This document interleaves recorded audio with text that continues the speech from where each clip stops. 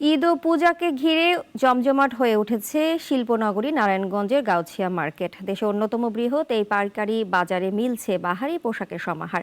তবে পোশাকের দাম ও নিরাপত্তা নিয়ে রয়েছে ক্রেতা বিক্রেতাদের মিশ্র প্রতিক্রিয়া। মাহবুব আলম প্রিয় রিপোর্ট জানাচ্ছেন সুলতানা মরিয়ম।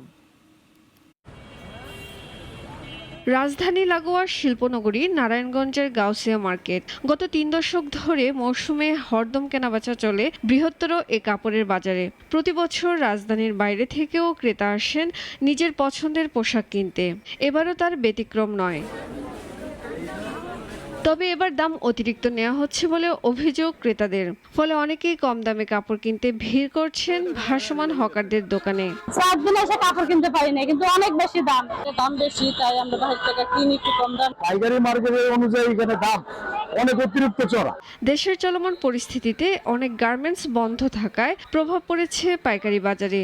পাশাপাশি চাঁদাবাজি সহ সার্বিক নিরাপত্তা নিয়েও শঙ্কায় ব্যবসায়ীরা। তাই দাম কিছুটা বেশি বলে জানান বিক্রেতারা। আগের তুলনায় এবছর মনে করেন অনেক কম, ক্রেতা কম। নিরাপত্তার বিষয় আছে, তারপরে অর্থনৈতিক বিষয় আছে, গার্মেন্টস শিল্প বন্ধ হয়েছে অনেক। রাজধানী লাগোয়া এ কাপড়ের মার্কেট সকল শ্রেণী পেশার ভোক্তাদের কেনাকাটার পছন্দসই স্থান।